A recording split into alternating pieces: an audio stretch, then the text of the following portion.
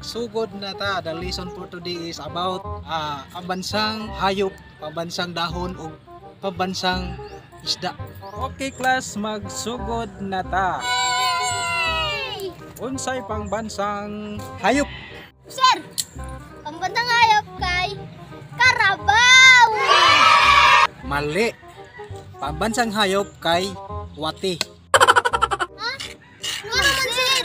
Tana kag ngano, makapatambok na siya sa yuta. Ha? Unsa may pambansang laro? Oo.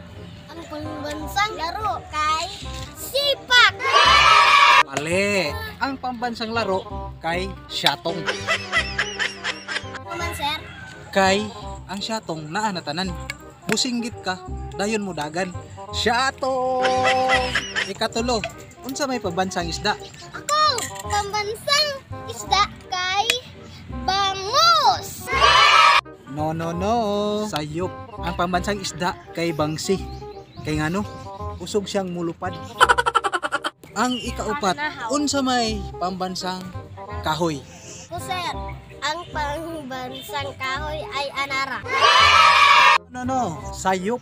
Kay ang pambansang kahoy is mansanitas. Ano man? Kay ang mga hayop na adiha sama sa langgam, kwaknit, manok ug tao. The last question is, unsay pambansang dahon? Komisar.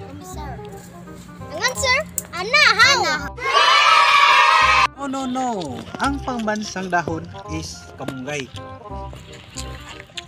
Mr. Principal, good morning. Oh, hindi pa yung problema. Pataka lang ni answer niya akong mga estudyante, Mr. Principal. Nautan ko kung unsang pambansang dahon. Gunoy. Butang eh.